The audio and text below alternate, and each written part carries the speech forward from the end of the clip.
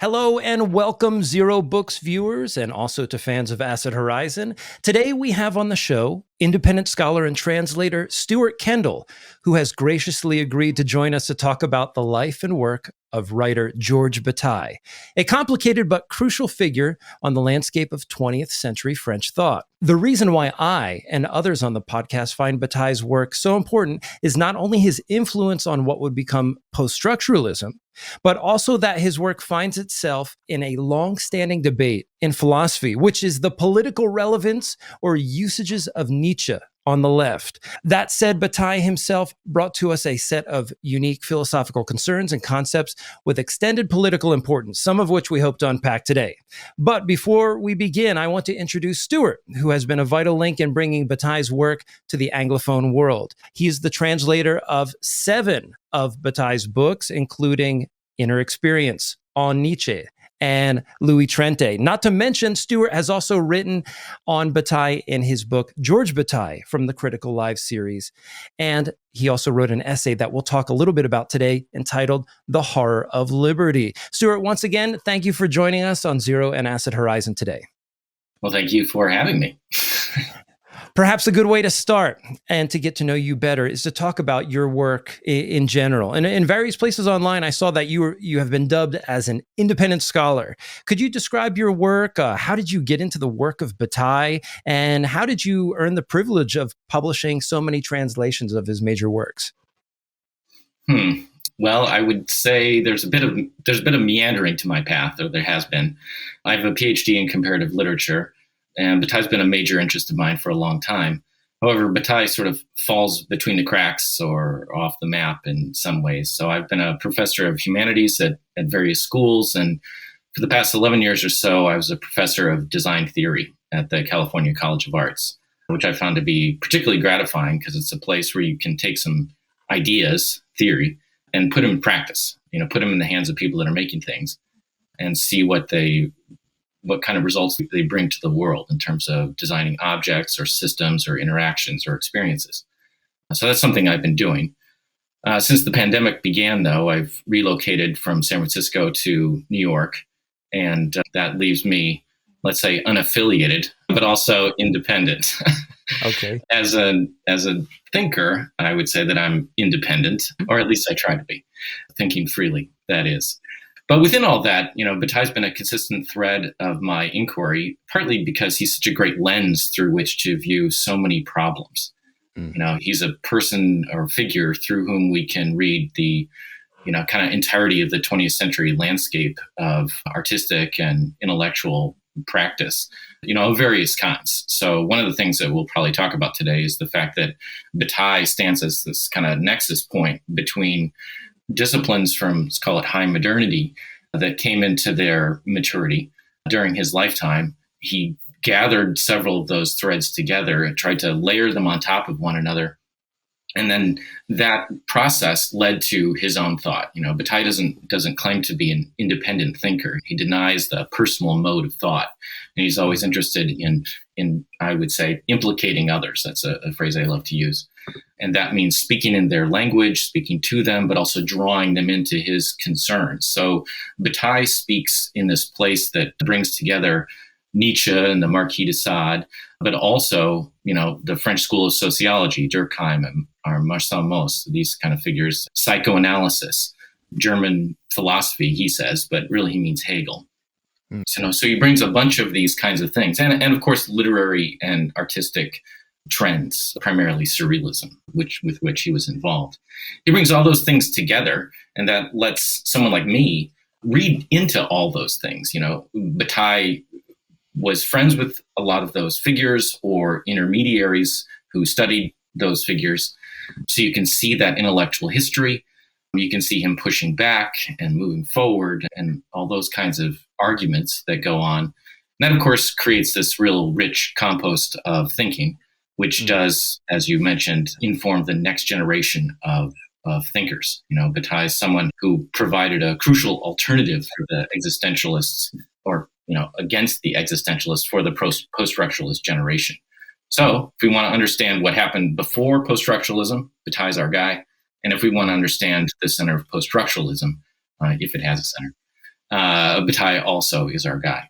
So he's very helpful. Beyond that, and then I'll stop, Bataille talks about things that are very important in our current political, social, and economic landscape. He's interested in the material basis of reality and the disposition of energy and matter in the world, in production and consumption. And that's the, let's call it existential crisis of our times, climate change. But then he's also interested in social relations, whether it's the relationship between, a couple in love, in eroticism, or larger social forms in social concerns. So we can see a lot in Bataille. Great.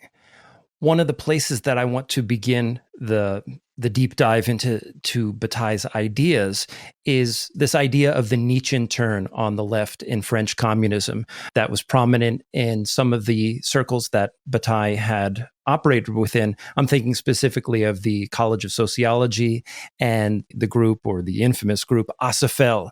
Also, he's known to have been an ally and close friend of Camus, who is maligned by some on the left. I was hoping that you could take this idea of the Nietzschean turn and Bataille's work during the period of World War II and the post-war, and his relationship with Camus, and sort of just draw out his general political and philosophical arc that occurred from, let's say, the early 1940s up until the 1950s. Well, there's a lot to say about that. Those were turbulent times. And let's call it, Bataille would say the reparation, the regathering, reinterpretation of Nietzsche was central to a lot of political thinking, or at least a fair amount of political thinking, certainly Bataille's political thinking from the mid-1930s until the end of his life, but certainly through the 1950s. Finding an alternative to the other great political thinkers was one reason that Bataille took that turn, and quite explicitly so, and almost on a dime. During the early 1930s, so remember, Bataille is born in 1897, and he sees the destruction of World War I, but he doesn't particularly participate in it. He's too young, and those kinds of things, also ill during that period. He turns political at the beginning of the 1930s alongside the rise of fascism.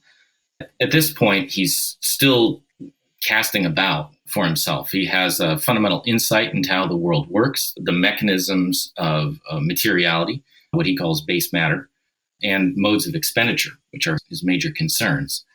He attempts to participate he participates in a dissident communist group, but later he would say half-heartedly.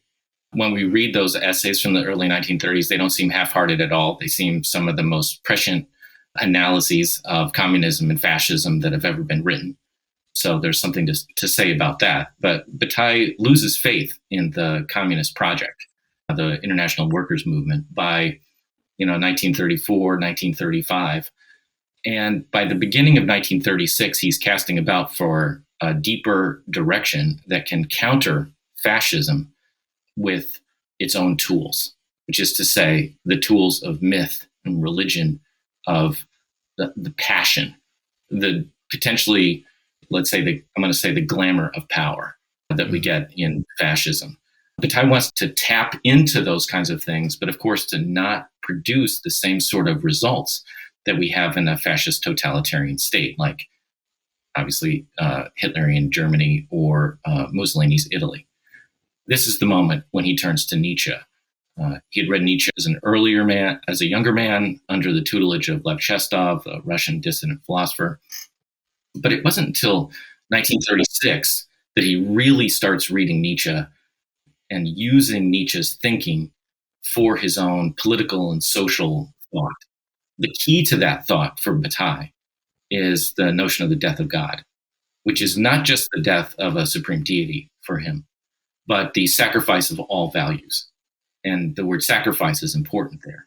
When God dies, we kill him, as Nietzsche says. And the central figure of Asafel is this notion of, kill your darlings, kill your highest values, sacrifice everything, sacrifice yourself if it comes to that, which for Bataille, he attempted to have it come to that. Mm-hmm. And that was the drama of Asafel. But of course, World War II comes around. and sweeps those agendas and the College of Sociology, where he'd been studying myth and religion in the company of others, sweeps all those things away in an orgy of catastrophic violence. In the post-war period, Bataille continues that same agenda of thinking through the meaning of the death of God, the absence of communal values, of social bonds, all those kinds of things. And he finds an ally in the thought of Albert Camus, who was at that time writing his sort of second phase of his works, like The Plague, State of Siege, his play. He was working on his essay, The Rebel, that would eventually be published as The Rebel. And Bataille saw in Camus a kind of fellow traveler on the Nietzschean path, someone who was interested in social forms that are not promising redemption or the kind of orderly certainty that we get in the fascist totalitarian state, or the orderly certainty that we get in communism. So Bataille, already in the 1930s, had identified communism with the overwhelming structure of rationality, of ultimate utility.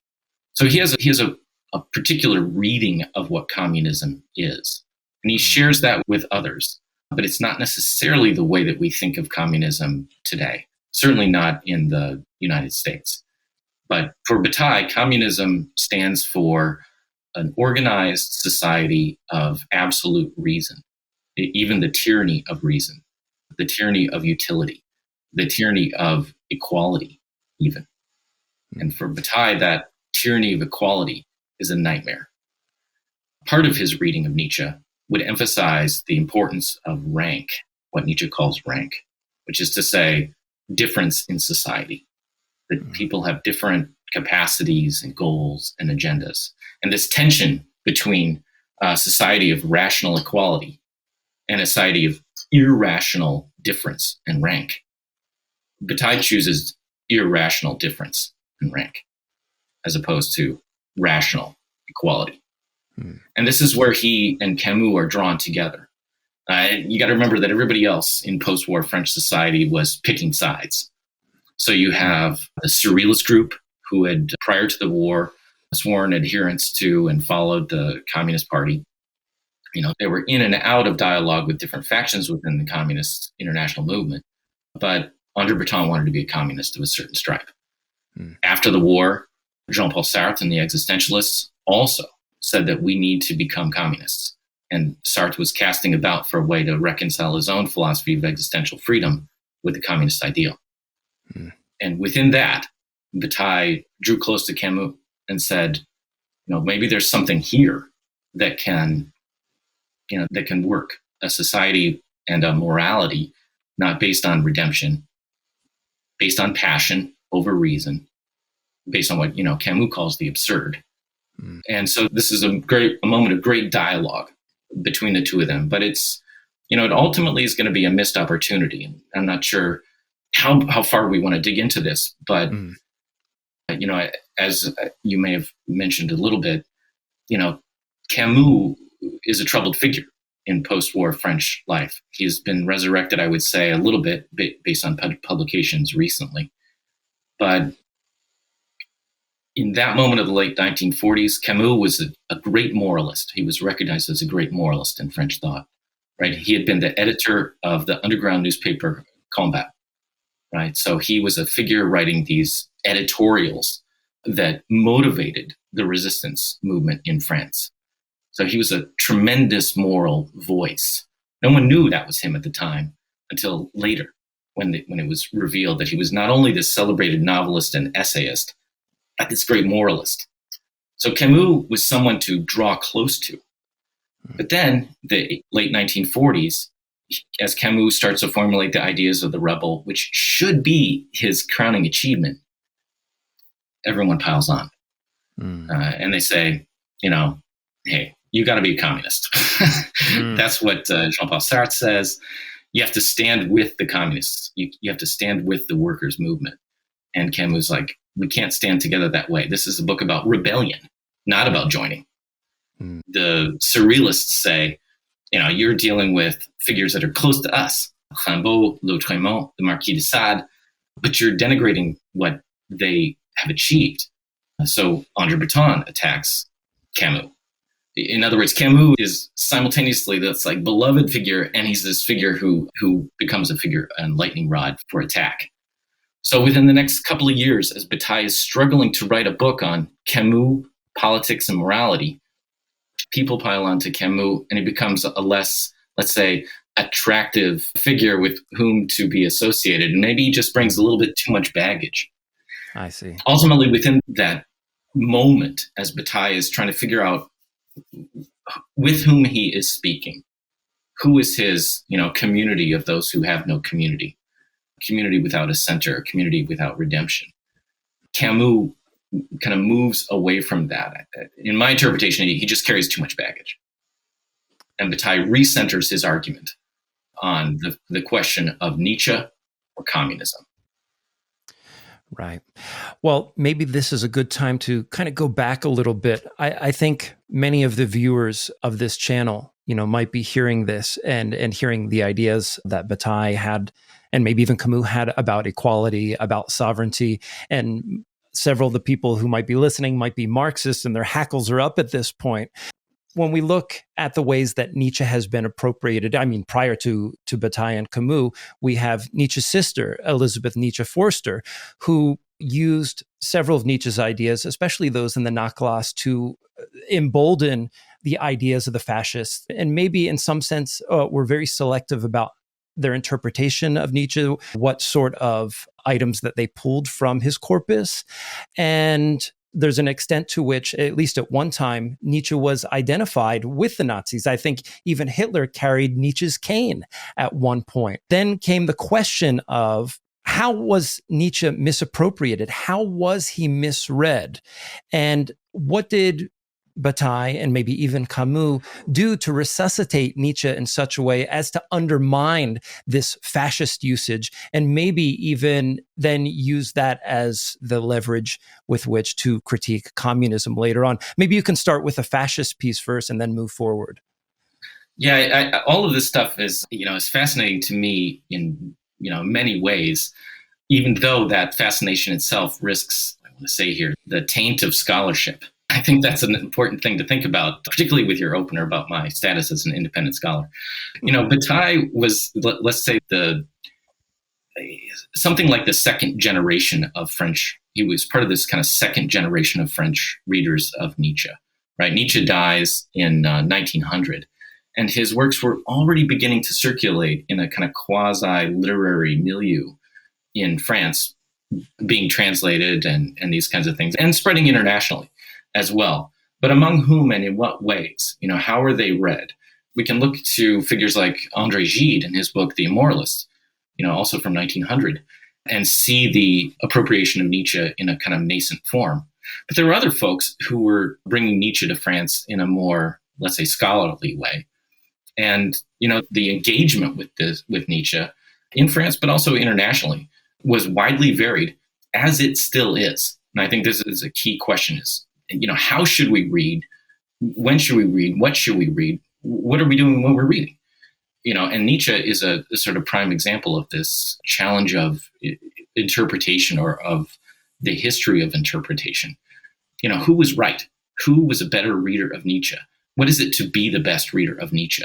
Do we want to be the best reader of Nietzsche? How should we read Nietzsche? Bataille says, in a quote that I love, that a book is also the sum of the misunderstandings that it occasions. And, that says a lot of things. He's also going to claim many things about Nietzsche, a lot of which he actually gets from Lev Shestov. This notion that we read with our life, that we identify with the inner experience. And this is what Nietzsche says in Beyond Good and Evil.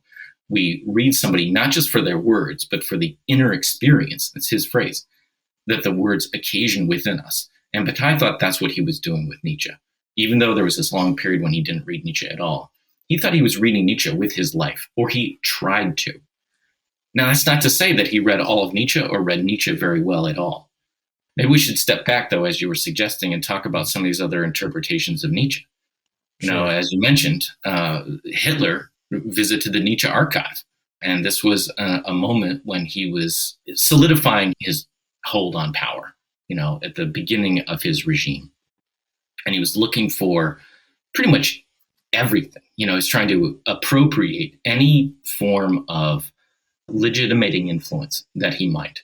And there's a reading of Nietzsche that the Nazis did that focuses on certain kinds of things that are really not things that that a responsible reader of Nietzsche would associate with Nietzsche.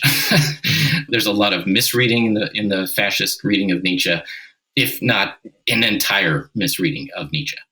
The fascist reading of Nietzsche focuses on the bombast. It celebrates Wagner in The Birth of Tragedy, a kind of reading of Wagner that Nietzsche himself would repudiate shortly thereafter, after having written. The Nazi reading of Nietzsche focuses on the will to power as in a kind of naive reading of that, as though it is this will to take power, to assume power, to control, rather than to expend power, the will to release power, to let power go, to sacrifice power, to let our passions out. Just in other words, a complete inversion of what Nietzsche was trying to do and what Bataille would ultimately try and do with Nietzsche's thought as well. So what we have in the 1930s is this fight over Nietzsche's corpse. How do we read the body of Nietzsche? What Nietzsche do we read? And in the 1930s in France, we also see the spread of translations of Nietzsche, new versions.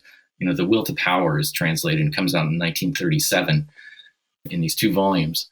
And that becomes a key text for a reinterpretation of Nietzsche that Bataille is simultaneously performing. Now, so one way that we can fight back against the Nazis and fascism in general is to fight over Nietzsche. That's something that Bataille was doing at the time. It's a proxy war. And that's something that will happen in the 1940s, late 1940s, over the Marquis de Sade in France. But, it's an interesting intellectual proxy war, but it's also not a war fought among scholars. So just as the fascist reading of Nietzsche is utterly irresponsible and nonsensical, in many ways, Bataille's is too. And, I think this is an important thing to note and to drill into. Bataille rejects or overlooks or almost willfully misunderstands many of Nietzsche's core concepts. He has absolutely no interest in the notion of the eternal return. It sort of circulates here and there.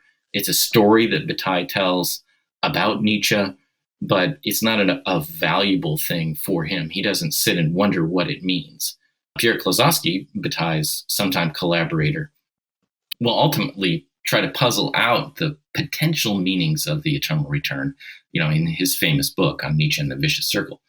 But that's not to say that he arrives at a final interpretation that he, Klossowski, agrees with. It's more of an engagement with the potential meaning. So it's an engagement with the possibility of the meaning of this text. The question, what is its truth? And that's a search for life rather than sort of closure and understanding. That's what Bataille is doing as well. Similarly, Bataille willfully misunderstands the concept of the will to power. On the one hand, he grasps Nietzsche's notions of immanence and materiality, his focus on flows, his cosmology, and its relationship to Heraclitus. Bataille takes all of that on wholesale, but he doesn't understand how it's related to the will to power as a concept at all. When he talks about the will to power, particularly on Nietzsche, he relegates it almost entirely to the fascist reading, as though will to power means taking power. So even within someone like Bataille, who's an assiduous and passionate reader of Nietzsche, there's this fundamental misunderstanding, this lack of real reading that happens. For Bataille, Nietzsche becomes primarily the Nietzsche of the death of God. He's interested in interpreting the meaning of the death of God as it impacts our understanding of how the world works, how it's a cosmology. What is the disorder of the world that happens in the absence of God? The death of God is a thing that we experience as individuals in our own search for meaning, in our own wandering, in our own loss, sacrifice, all these kinds of things. And it's the thing that we experience socially, the absence of orderliness in our social lives. Without God, we have no, organizing principle. We have to seek one. So Bataille calls this a theological community, and we can come back to that thought later. We should also say in this point, and then we'll go back, but that Albert Camus' Nietzsche is also a very different Nietzsche. Camus is primarily focused on the problem of nihilism in Nietzsche. Now, nihilism is related to the problem of death of God, but it's not the same. Nihilism is the kind of the result of the death of God. And Nietzsche writes a great deal about nihilism and the atrophy of the value-making potential in modern life. That's something that's going to be important to Martin Heidegger, and it's very important to Albert Camus. But it's not that important to Bataille. Bataille is so focused on the death of God that he doesn't even bother with nihilism. He's too busy for that. He has a tragic view of the world rather than a nihilistic one. And I think that's a very interesting kind of distinction. Camus confronts nihilism with the sort of comfort of happiness. He's like, right. The world is the world. I love it. That's Camus' essential morality. He loves to go to the beach. He loves the sun. Bataille looks at that same world and he sees the horror of base matter, the constant exchange of things, as well as the beauty. But the way that the beautiful in the world, like flowers, will ultimately decay and signals death. Great. I want to open the space so that the others can ask questions or make comments. We'll go in order, Will and then Noah. Will, do you have anything? Yeah, so at this point, and we'll get to the specificities of your remarkable paper on the horror of liberty, but another kind of strange discourse that Bataille is both implicated in, but also not necessarily a part of the conventional history of its development, is going to be the relationship between French conceptions of humanism and communism. And I'm wondering if you could just talk to or speak to a little bit of what Bataille means when he discusses, communism as sort of a humanism, or as positing the possibility for the manifestation of a humanism, right? Because whether it's Sartre, who will, at one point absolutely frustrate a generation of his students with the lecture that he gives on existentialism as, a humanism, one that opens, right, with addressing what communists attest to in their accusations that Sartre is, somewhat bourgeois, right? But I'm wondering if you could speak to the elements of Bataille's humanism, because it's not at all comparable to the tradition of French theorists following Feuerbach, right? And I think it would help us situate Bataille historically as well. Well, the blunt point of entry is to suggest that Bataille is not a humanist at all, that his work makes a problem of human life. He sees the human being as a precarious and contingent delay in the life of the sun, to take a quote from him. And that's to say that, we're caught between animality, right, and the absent gods. The human being is this problematic form between these two things. And particularly in some of the writings from the early part of his life, he's going to emphasize the relationship between human uniqueness and monstrosity. For Bataille, the individual is always contingent, radically contingent. And he's obsessed with this as a problem, which he brings up, particularly in his essay called Sacrifices. But elsewhere as well, he goes back to this and back to this over many years and in many forms. He's the radical contingency of, two human beings from two trajectories coming together to produce, the biology that is me. How absurd is that? How ridiculous is that? And this thing that I am too, far from the Vitruvian ideal, I am constantly falling apart. I'm constantly hungry, and I'm constantly expelling waste, and I'm constantly trying to exceed myself. So I am not this homogeneous, even ideal. Instead, I'm a explosion waiting to happen. I'm dynamite in a certain, to borrow that phrase. I can be all of these things, and Bataille celebrates all of that with this notion at the center of it, of this kind of this uniqueness as monstrosity. The fact that we cannot be compared to anything else. None of us can. The human as an ideal figure can be held in equivalence to other human beings. And this, of course, this is the dream of administrators everywhere. The idea that we can take one worker and exchange it for another worker. And we have that, of course, with academics, professors, but also every worker everywhere. The idea that we can just find somebody to fill that slot. And that's the nightmare of alienation in capitalist labor forces. But it's also part of the ideal of a certain type of rational humanism, that we're all equal, we're all equivalent, and we're all ultimately exchangeable. But no, for Bataille, no, we are not all exchangeable. We are all uniquely different. And that uniqueness goes so far as to become the cultivation of, perverse monstrosities, depending on how we're cultivating all of that kind of thing. And in this, he's thinking about the Marquis de Sade and the way that our desires take us down particular and peculiar individual paths. But he's thinking about the individual obsessions also that we each may have.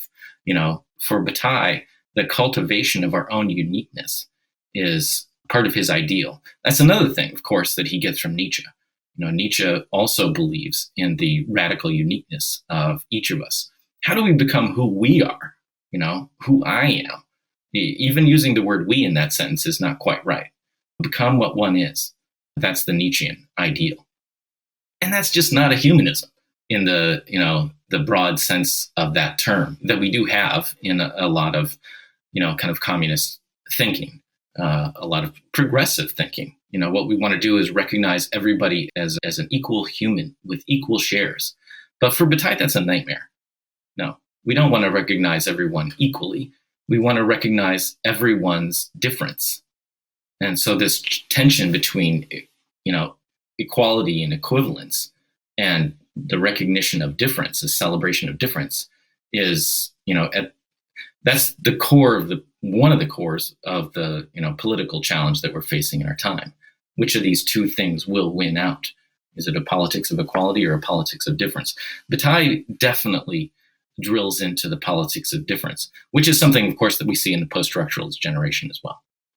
To the extent that they want to cultivate difference and dial into difference, to radicalize uniqueness and the uniqueness of pleasures, people like Foucault and Derrida are following Bataille. Great. Noah, how about you? Do you have something?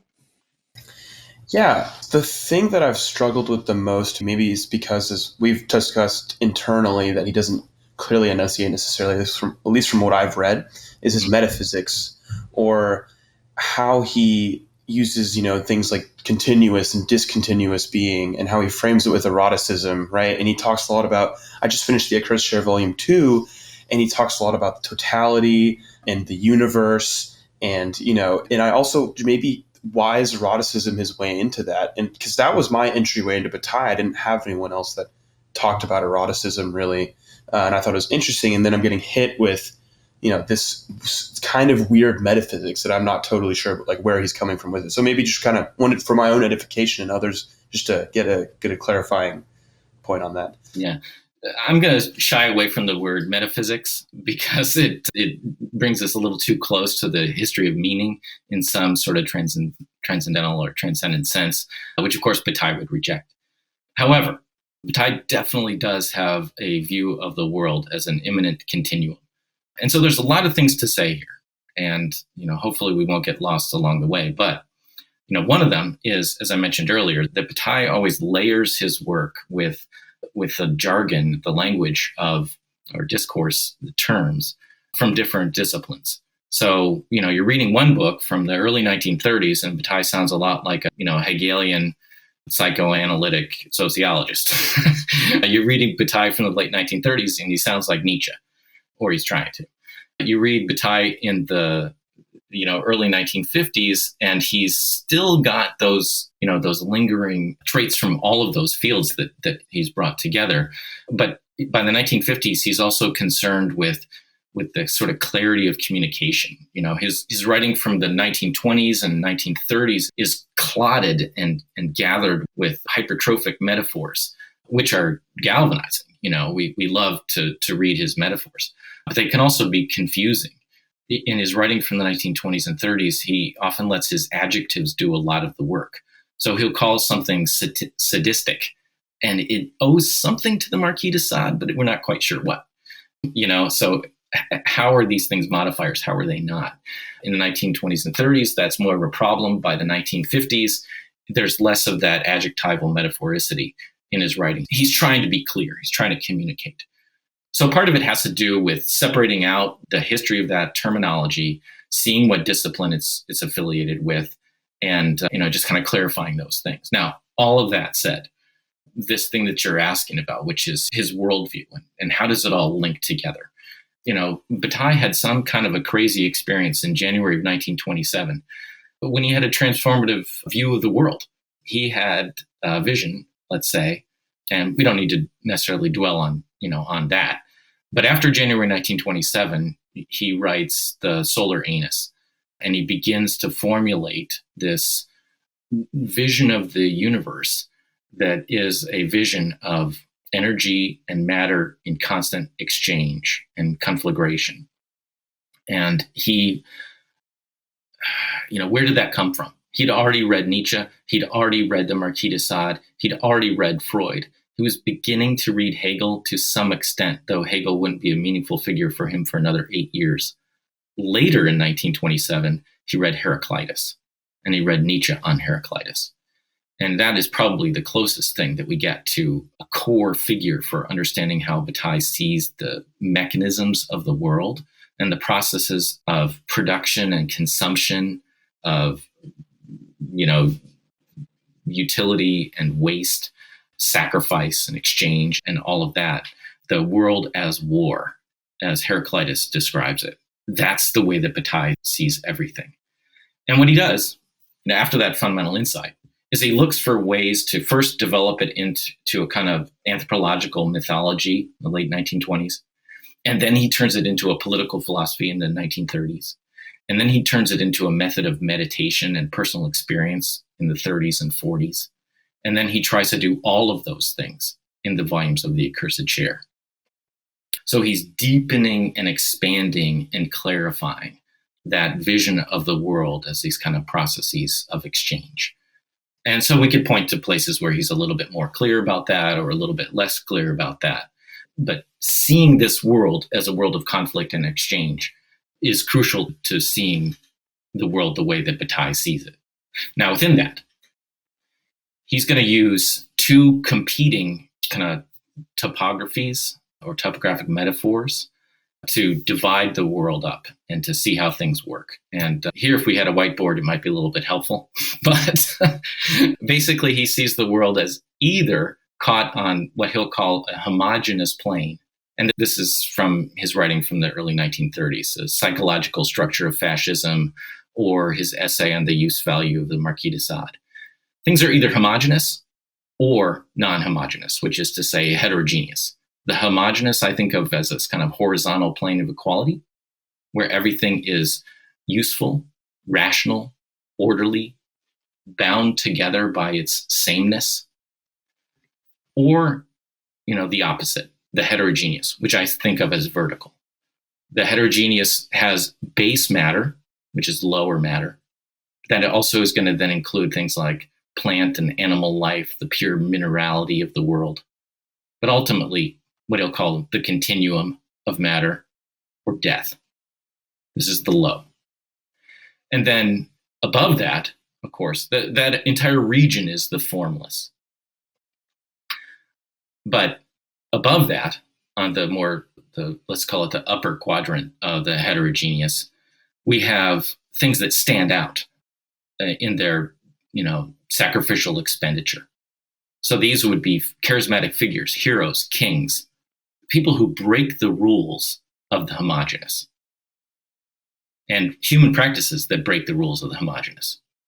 And so human beings, in Bataille's view, and he's taking this on really from Freud in terms of these two models. The homogeneous is basically what Freud calls eros, is what binds us together. And the heterogeneous is what Freud calls thanatos, right? What tears us apart. The sacrificial expenditure that exceeds the bounds of the subject. So Bataille sees human beings as caught between these two competing agendas. On the one hand, we want to pull things together and make them our own through appropriation. And on the other hand, we want to let things go. We want to let it all go. We want to exceed ourselves. And so he focuses on various cultural moments or cultural practices, but also individual moments, like things that we do as individuals. And here I draw Bataille into dialogue with the notion of the three ecologies that Felix Guattari talks about, right? We have an environmental thinking, which is this cosmology of explosive exchange, wherein the output of one system is always the input of another in the world. We have this at the level of individual behavior. I orient myself through these processes of homogenization or heterogenization, I guess we'd say. I exceed myself. But then we do this socially as well. We look for communities that we can belong to, this feeling of belongingness. But we also want to distinguish ourselves from others. We want to be special. And we want to exceed even those communities. And again, that's the politics of contemporary reality, right? So many people today are looking for something that they can belong to, no matter how absurd and ridiculous. In fact, the more absurd and ridiculous, the better. The more unreasonable it is, the more true it feels, because it's not homogeneous. We want to stand out and belong to something that stands out. And the glamour of power is one way to do that. So we just talked about a lot of things. You drilled into eroticism, which I'll just mention briefly. It becomes Bataille's fundamental and key example, because in eroticism, we live for the moment. We don't live for the future. Now, we have human reproduction through eroticism. That's not what makes sex fun. Great. I think this is a great time to shift gears somewhat and talk about two fundamental concepts for Bataille. The first being the notion of expenditure, and the other being the notion of sovereignty. And maybe one way to go about this is to announce what seems to be a foregone conclusion to many leftists or many Marxists. In order for us to achieve liberation, it's obvious that we must seize the means of production. But for Bataille, he's going to invert this. It's not about production.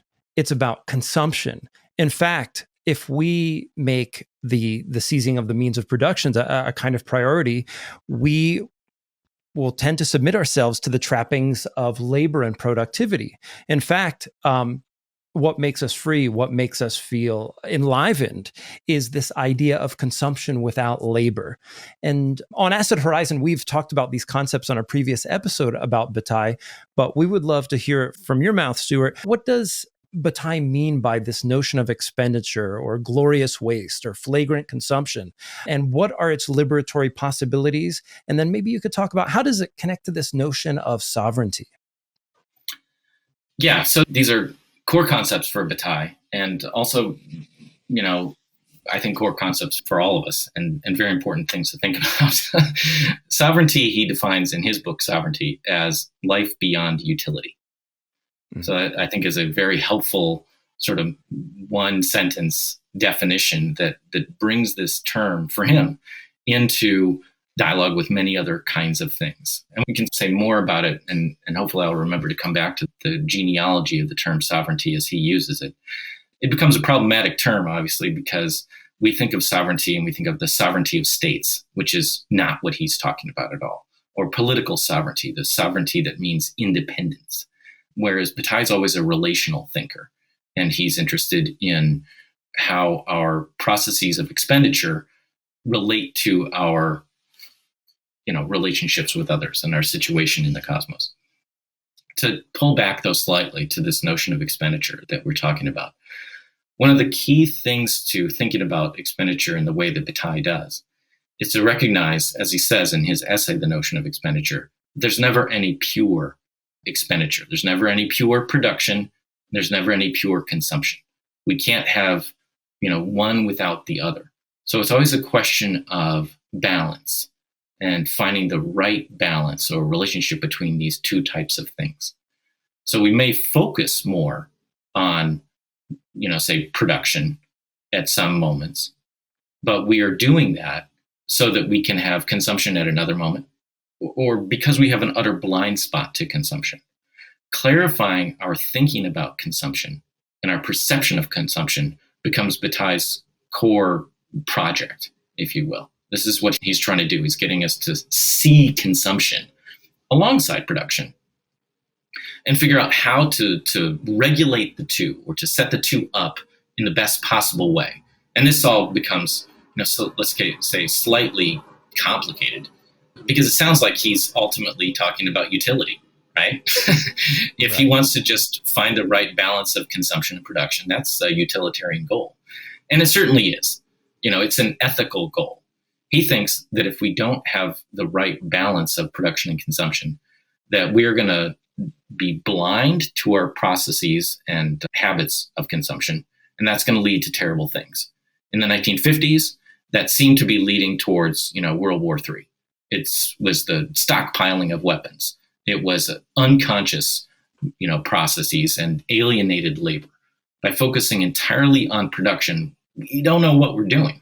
And we just turn the world, as he says, into a giant powder keg, waiting to explode. So what he would rather do is let off that steam in other forms. As he says, maybe we can find a form that's modeled on the immediate consumption of eroticism that will allow us to release those pent-up energies in more productive ways. Not productive, but to use our waste in a different way than social destruction. That, of course, is what we're talking about in society today, or should be talking more about in society today, right? Our society is still a society in which we produce a whole bunch of stuff so that we can sell it to other people who don't necessarily need it. And then we turn that trash, we take that trash to the dump. We take all of our most valuable resources and our labor, and we turn it into trash. So finding another way to regulate production and consumption, what I call making more of waste, is at the center of what Bataille is doing. As I said earlier, his view of consumption is related to his view of processes of exchange in the cosmos. It's part of his cosmology. In his view, the output of one system, the waste of one system, is always the input of another system. So you're taking from a forest to turn it into a table, to turn it into a, whatever it's going to be next. We're constantly doing these things. He's interested in these barriers between processes of production and consumption. And for him, again, focusing on one without the other is a naive and short-sighted view, which he would, fault the communists for, that they're focused too much on the present, or rather on the future. They're focused too much on owning the means of production so that they can then produce the right kinds of things with an ultimate use value, reducing the world to a use value and a kind of exchange of useful goods, all of which is, to a certain extent relevant, right? There's too much waste in all these systems. We need to refine these systems. But for Bataille, figuring out a way to relate the waste product or the process of waste to social outcome that's more desirable is the goal. For him, looking at ancient cultures or archaic cultures, whatever we might say, traditional cultures, we can see processes of sacrifice that lend to, like great festivals and these kinds of things that produce social cohesion. It might be a harvest festival that involves let's call it sacrifice of food. It's a celebration of the excess of the harvest, but it brings people together. So there's a primary goal and there's a secondary benefit. And which one matters more? For him, the production of community is important, even though nutrition is involved. So finding ways to regulate that stuff. And then also, and this is very important, keeping the pleasure of it. Throwing things away has a certain joy. Wasting our time makes us feel free. As one of his examples in Sovereignty is the fact that we like to work all week so that we can go to the football game on the weekend, or we can have a glass of wine. This is his example.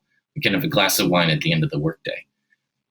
We have this balance between these two things that are seemingly unrelated, but for him, they're bound together. We can't afford that glass of wine or that football game if we don't have the work that we do all week.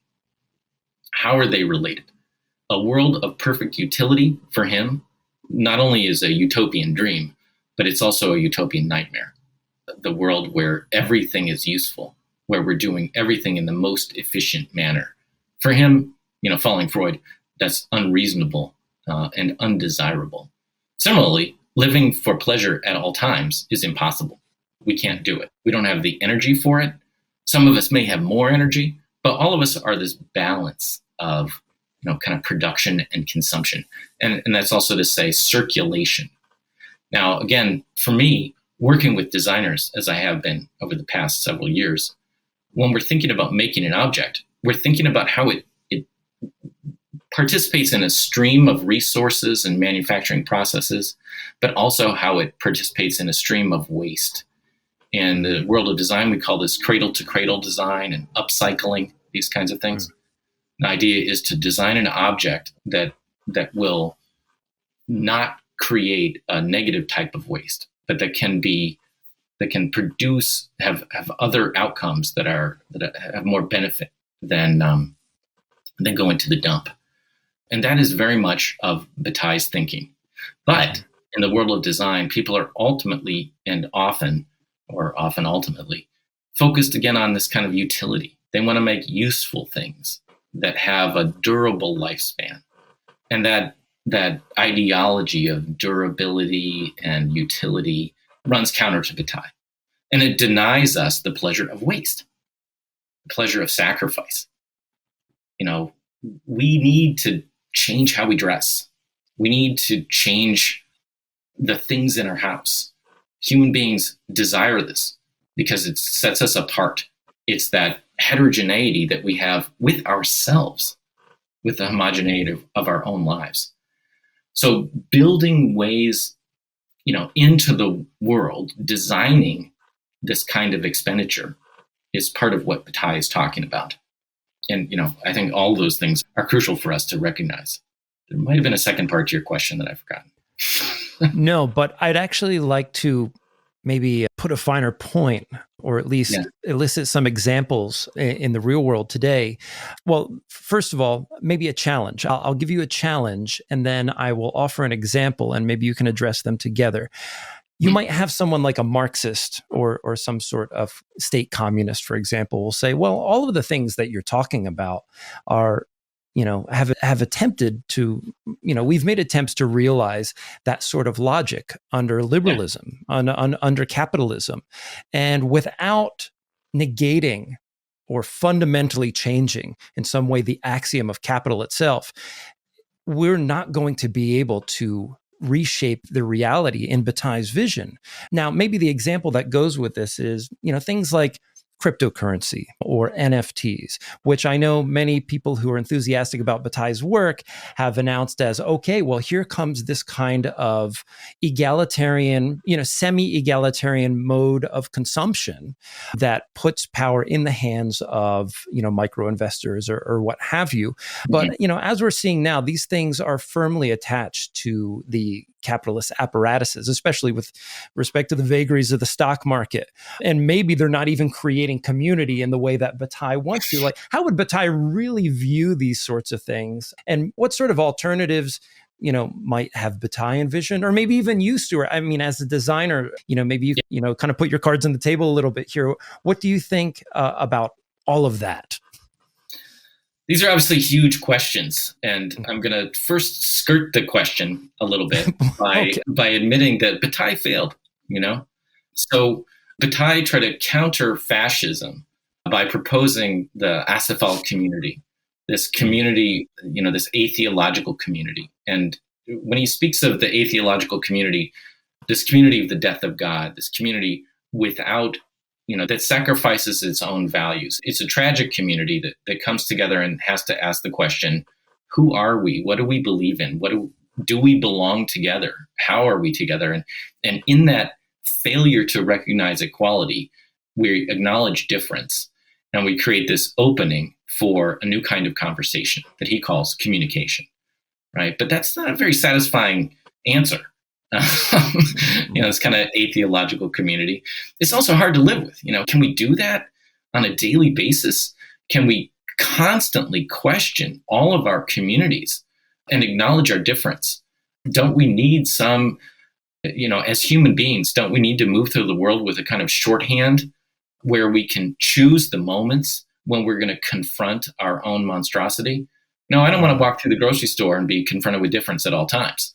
I want to go about my business. So life is a little bit more complex than I think Bataille's theoretical apparatus, no matter how subtle and satisfying it may be, can quite accommodate. Now, I think he's pointing in directions that we could go with those kinds of thoughts, but he obviously doesn't quite get there. And he doesn't even publish that sentence. These two sentences that are so important that I've been using, this atheological community or the community of those who have nothing in common. These are sentences or phrases that we take from his notes, unpublished material.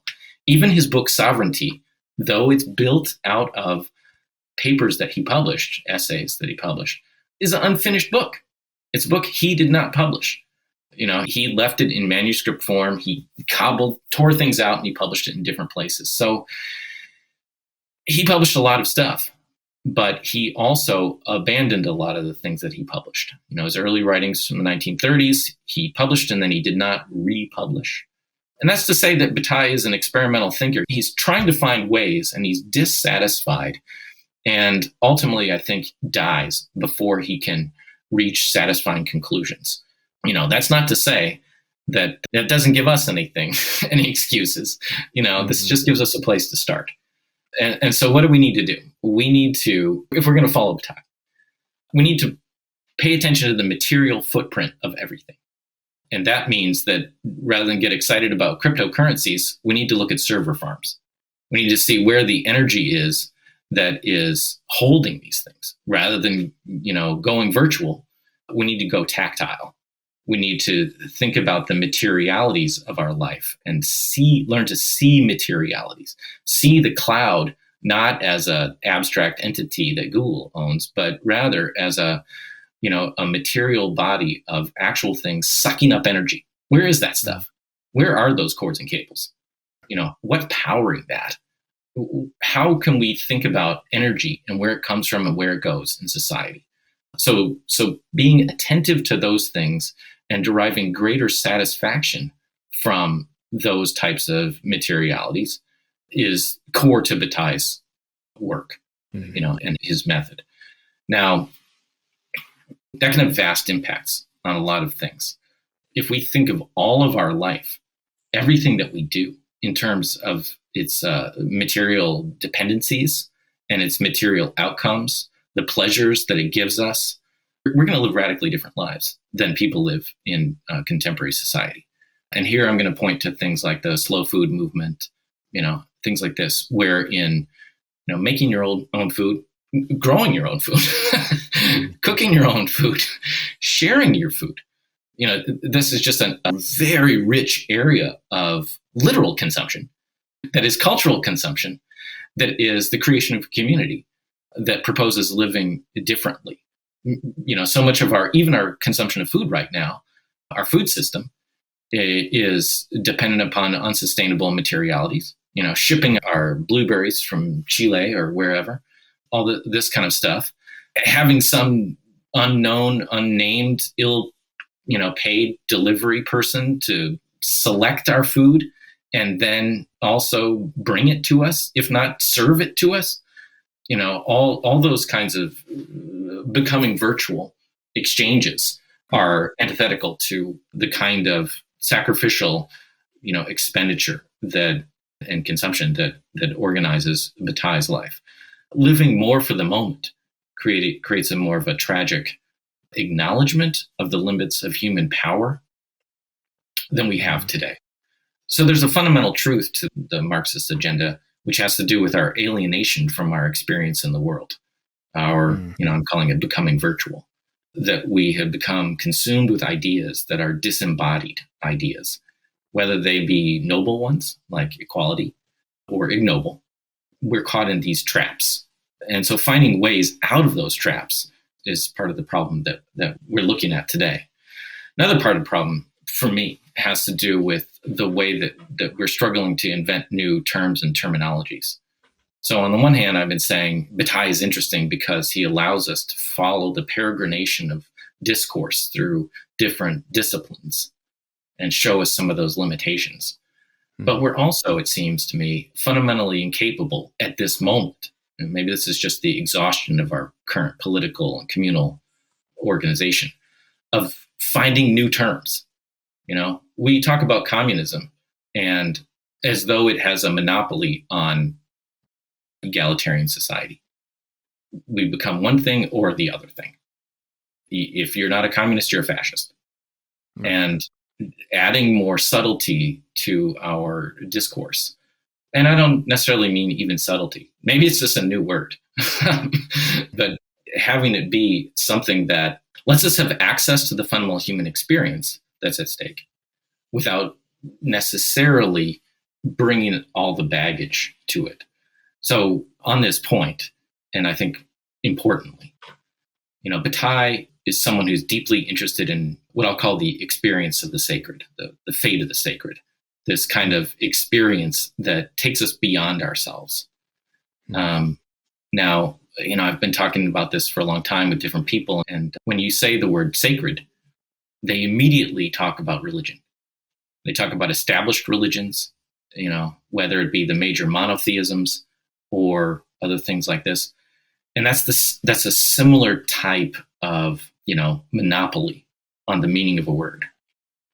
And part of what Bataille is doing is simultaneously using terms with histories and liberating those terms from their histories so that we can conceive of an experience of the sacred that doesn't imply transcendental deity or, the control of the church or those kinds of things. And I think we're struggling with a lot of that in society today. So how do we remake our modes of production and consumption? I think it is a core question with materiality at the center of it. That's great. I like the idea that there's this terminological crust freighted with baggage, not to mix metaphors here, but if we could plumb below that and access the intensities and affects from which those older terms have emerged and, conduct a kind of reorganization, it sounds like you're saying, okay, if we can get in touch with that, there's a creative matrix down there. I like the word that you use, this sort of perintegration of discourse. Yeah, that's excellent. Once again, want to give time to other folks in the chat. This time we'll go with Noah. Noah, do you have any relevant comments or concerns based on that? Yeah, part of the reason Bataille stuck out to me, and Stuart, I kind of mentioned this in the email to you, and I've brought this up with other people, but, being in a fraternity and being in a community where people can support each other that is also riddled with, toxicity and classism and whatnot, yeah. but is held together by this sort of pseudo-religion cultist vibe where like hazing and rituals kind of perpetuated from generation to generation. It kind of goes to mind with how can I create a community today that is capable of being resilient? How can we make a kinship that is resilient in the face of things like climate change or when the state has power? Do I need to go off and grow my own food? right? Do we need, and this is something internally to discuss that like Will kind of pushed back on, do we need a religion, a new religion to make things happen, to capture people's libidinal energies? And this is something that I think was explained to me that Deleuze and Guattari kind of repudiate, right? And that we don't need to tap into myth. And so, yeah, that's one thing is you mentioned like this new community creation. What am I going to do about that? When can I do that? Is it, food growing is a good example. And then also maybe how do you map Bataille? And this is not necessarily, but how do you map Bataille onto Deleuze and Guattari is something that I've always been interested in. And this podcast, this group has kind of enunciated how they're connected or how Deleuze and Guattari use them, which was awesome to me to kind of run into that. So yeah, those are some thoughts. Those are each two enormous questions. So let's focus first on your first, sort of foray there. And I guess I would push back to a certain extent on some of the terms involved. One of which, a core of which is of deep interest and something to puzzle over is this notion of resilience. Do we want things that are durable or things that are ephemeral? And in Western civilization, we prioritize the durable, if not the eternal, right? We want things that lasting things. We want things that are so lasting that they're immaterial, that they're not dependent on this world. And this is our fascination with the virtual. We love the idea of Bitcoin because it's it's not physical. And so we want to become virtual. We want to become pure ideas. We want to download our soul into our computer because it proves that we are eternal, even though it proves that we're dependent on a machine. So what kind of a community are we looking for? And is it resilient? Is it durable? How does all that work? Part of what Bataille is talking about with this atheological community is a way of entering into relationships and asking whether or not it is a condition of community. So it's a community that we enter into and don't know whether or not we are in a community. And that's to say that it's something that we have to renew all the time. For Bataille, the heterogeneous, the different, the monstrous, the unique, all of those kinds of things, the sovereign, are things that live in the moment, which is to say that we create new communities all the time. Now, we might have to do that with our friends. And in fact, our friends might be the people that help us do that the best, because we can talk to them and we can say, what are my values? What do I care about? And that's very different than walking into a room and assuming that we share the same values. Maybe friendship is a constant negotiation of values, to take a word that Deleuze loves. It's a give and take, and it's a discovery. And that's very different than resilience or durability or those kinds of things. What happens if we enter into everything as a process of discovery along those lines, rather than as something that's guided by organization, a lasting thing? And then on this point, Bataille was deeply interested in this idea of creating a new myth or a new religion, and these are all always problematic terms. What is myth? It's like somebody else's religion. And then, as I was saying earlier, what's the difference between religion and the experience of the sacred? Well, the difference is an institution, right? A religion is a thing that becomes a sacred canopy. It becomes a protective shield that's organized around us by others and that can last in a certain way. And there's a lot to say about that I think is probably too big for what we're talking about right now. But Bataille's not necessarily interested in creating a lasting structure. He's interested in creating a tragic openness and a way of approaching human experience that involves that confrontation with openness. And maybe that involves going to a place where we revisit our openness to the world. And here I'm thinking about cave painting and why it matters to Bataille. This is how the painted caves worked. These are places where we go to lose ourselves. And when we go there and lose ourselves, we find something else. That's not a thing. It's not an object. It's not out of us. The myth is not somebody else's myth.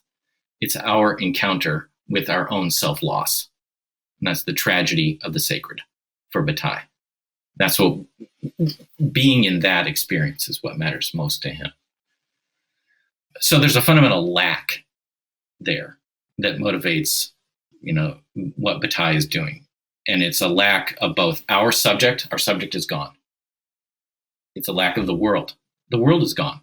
The object is gone. The thing out there is gone. The use is gone. Instead, we confront an absence. So it's a play of presence and absence, of production and loss. And I'm going to use that to pivot into talking about Deleuze and Guattari dream of a world of flows that's very similar to what Bataille is talking about, a world of intensities and exchanges, but ultimately a world where our desires lead us down paths of, flowing loss. And the word loss is not even correct for what they dream of. What they dream of is a full plenitude where things are just flowing intensity at all times. So what they lack, in other words, is this concept of lack itself. Even though they're interested in the play of difference, or at least Deleuze is, it is not organized around confronting absence. In fact, there is no absence for Deleuze and Guattari. In fact, what they want to do is just promote desire in its multifarious forms and liberate it from the law. So on the one hand, there's a similarity and, a certain legacy from Nietzsche that they are both taking on. But Bataille's thought is ultimately a tragic thought. It's a thought organized around the acknowledgement of loss, the loss of subjectivity, communities of absence, all these kinds of things. Whereas Deleuze and Guattari are proposing a world of full plenitude. And that's a very different kind of proposal. Now, whether or not that is more likely, more desirable, those are distinctly different kinds of questions. But great. Will, how about you? Yeah, I think for me, it's just going to come down to the legacy that Bataille has as it pertains to questions of community and its impossibility, right? Like one of the issues that surrounds Bataille scholarship is like a community that is not immanent to itself, right? That always, and for that reason, always then collapses into the sort of question of representation and like of a sort of transcendental value. But part of this too comes down to Bataille's relationship to Hegel. One of the more interesting, and maybe you could speak to this, crises is not just the historical problem of, the Nietzsche, the slow, very complicated appropriation of Nietzsche, but there's this sort of strange, philosophical, he becomes a philosophical student of Kojève, right, at one period in his life. And this presents kind of a crisis for him, this notion of the end of man as Kojève presents it and then represents it in the 60s. And I'm wondering if there's an interconnection between Bataille's concerns about community as he lays them out in a Nietzschean way and his relationship to a very particular kind of French Hegelianism that's predicated on a negation with a specific object in, as Foucault would call it, like a monotonous linearity. And I'm wondering if, like, we could understand Bataille then as like a student of philosophy that is always in like perpetual modes of crisis. Like he's always identifying these periods of, absolute tension. God, that sounds weirdly dialectical. You probably hate that. But like, I'm wondering if like, can we connect all these various crises in Bataille's thought to his attempt to think community? Absolutely. As a link, maybe flipping that around, his community is a community of crisis, but it's a crisis of community, both in both senses of that. So another way to respond to some of what you were just putting out is, Bataille's complex relationship with Hegel. So in his final notes, which I collected in English in the Unfinished System of Non-Knowledge, he says, I no longer have the strength to argue with Hegel effectively, to push back against Hegel. Elsewhere, he says, the real problem with Hegel is that he's right. And what that has to do with is the way that, Bataille works, and this is unworking, as the truant child. And it's a figure that shows up in his work over and over again, right? He's always undermining or slipping out from under the, going under is a key word for Nietzsche that Bataille takes on. He's always trying to get out from under the paternal authority. And Hegel is the great father of philosophy in the modern era. Bataille wants to get out from under the spirit of Hegel. And he gets out of the spirit of Hegel as that spirit infects surrealism in their idealism. He gets out from under the spirit of Hegel in Kojève's Marxist Heideggerian reading of Hegel in the 1930s, right? And he gets out of it by saying, and there's more. For Hegel and for Kojève, history moves through a process, dialectical process of synthesis, appropriation and synthesis, this thesis, antithesis, synthesis. There's nothing that can't be appropriated, according to Hegel. And, ultimately Marxists dream of using that process to reform these systems and to create the conditions of freedom, which would be the end of the master-slave dialectic. But for Bataille, there's always something that's going to slip out. There's always something that cannot be fit into the system, which is to say there's always waste in a system. Something that moves away, that cannot be incorporated, that cannot be acknowledged. And while on the one hand, the goal, the dream of homogeneity is ever increasing homogeneity, to create, to appropriate, to pull in, to homogenize, to bring together, to, what does science want to do? Science wants to explain things in terms of science. What does literature want to do? It wants to create more fields of literature, to create fresh language, as the creative writers say. Religion, everything wants to explain things in its own terms, like discursively. We need to expand all of our fields rather than admit that there are things that cannot be spoken of, that cannot be known. So what Bataille does is he drops into each of these fields and he says, but wait, what's outside of your field? What cannot be known? What is the absent center of your field? And that, of course, that question is the origin of deconstruction, right? That's what Derrida is doing. What is the absent center, the organizing principle of this homogeneous discourse that you have? And that's just Bataille's move that Derrida takes over. So Bataille admits that history is on the side of Hegel, that everything wants to be dominated, homogenized, created in a model of exchange, turned into a representation. Everything dreams of representation for Hegel.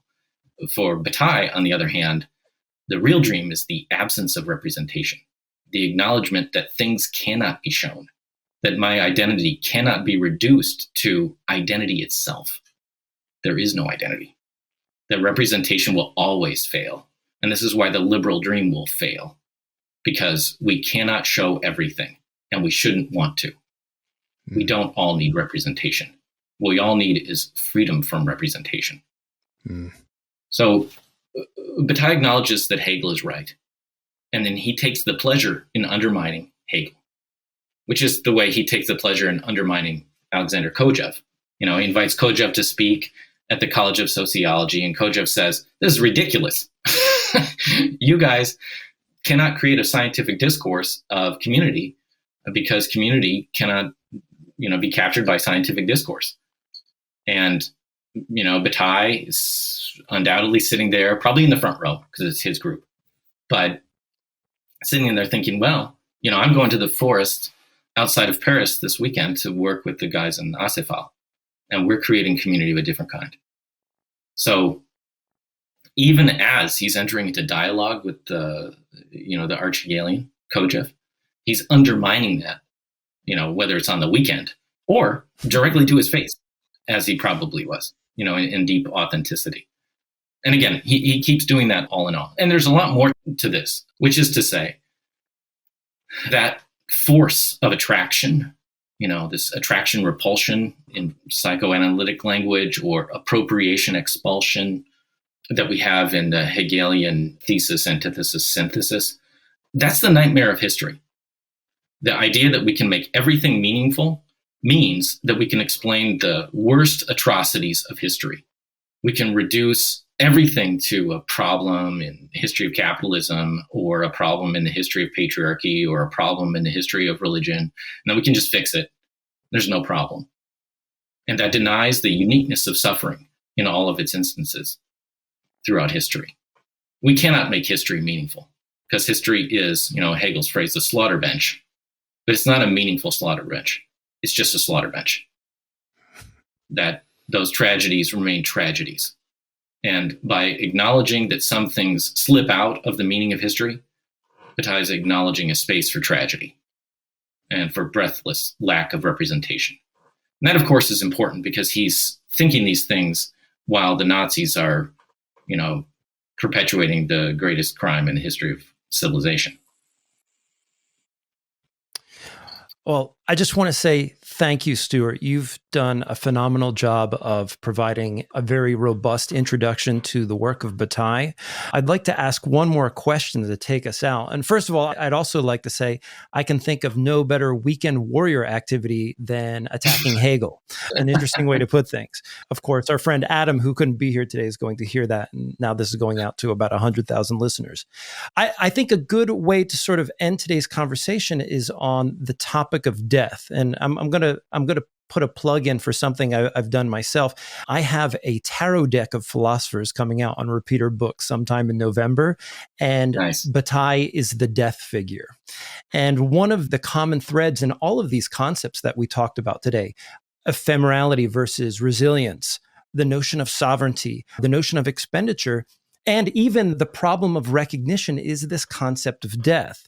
One of the ways that I've been reading Bataille is that the sovereign has reconciled themselves with the impending reality of death. They live it as a kind of present, devoid of the futurity, which many of us tend to live death as. So death is coming someday. Hence, I will put that, in the future somewhere. And so we live our relationship to death as a recognition of its future possibility, a projection forward. And also I see the way that Bataille formulates death is fundamentally what makes fascism and Nietzsche's work untenable, is this idea of a libidinal conservatism that, something like you'd see in male fantasies, for example, or just the onward march of time. The fact that we cannot pin time down or even go backwards is what makes the way that Bataille articulates death as death posing a problem for fascism, and perhaps even for authoritarian forms of communism. But maybe you could just say a few comments. What role does death play ultimately in Bataille's work, and how might this be an important concept to meditate on Bataille's terms? Yeah, death is a slippery one. Death is something that brings a lot of people to Bataille. Death is a sexy topic. We love to think about death as human beings. We love to be afraid of it. We love to embrace it. It becomes a theme of meditation, obviously. And so it's a strange thing, because conversations about Bataille do often end in death of different kinds. But again, it's this point of fascination. It's like sex and death. Bataille leads with both of these ideas big, and it brings a certain mentality of reader to him who sticks around for the philosophy, I think. So what is this death that he's talking about, and how does it work? As I mentioned a few times, Bataille loves to change his terminology throughout his career.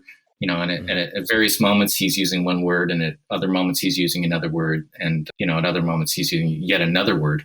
And these are all sort of constellations of terminology that fit together, that belong together. And so if we're going to look at the problem of death, we're going to have to fit it into a kind of continuum of terms along those lines. And if we're going to look at that, what it looks like is something to do with this excavation of base matter in the 1920s. Bataille doesn't start his career thinking about death. He starts his career thinking about the solar anus. He starts thinking about conflagration. And that involves death, yes. But really it's a meditation on matter. Later in his career, he's going to use the word continuum. And that becomes the key for him. Like in the middle 1940s, nature, the natural world, the not human, is the continuum. And so here he's thinking of being and absence. Death, yes, but the continuum. In his writing in the 1950s, as also somewhat in the 1930s, death takes a more, central role. He thinks about the problem of the corpse. The corpse is death. But nature is also death, in the sense that it is not I. Death is the refutation of this contingency that I am. There's this singularity that I am that is swimming in a sea of death, this fragile entity that will soon join that, as the river meets the sea. I will join that continuum of death. So for Bataille, death figures in that way as this kind of confirmation, but also refutation of our experience. So how do we confront it? That's part of what we're thinking about here. On this point, I think what Bataille was doing is similar to something that the American, I don't know what you'd call him actually, classicist Norman O'Brown writes about in his book, Life Against Death, A Psychoanalytic Meaning of History. In Life Against Death, Norman O'Brown says that what we need to cultivate is an ego strong enough to die. And he calls that a Dionysian consciousness. So that obviously plays into Bataille's language. And it's a very interesting notion. Bataille's figure in the essay Sacrifices is a self that dies. And that word self, moi, en français, can mean an ego that dies. It's that same idea that Norman O'Brown has. What is it to be a self that dies? So how can we make death not something that is one day, but something that is happening now? How can I let myself go now? How can I find ways to let myself go in my daily life, in my experiences? Let my ideas go. Let my words go. Those are sovereign experiences. Those are useless experiences. And that's the sacred for Bataille, is developing this self that dies.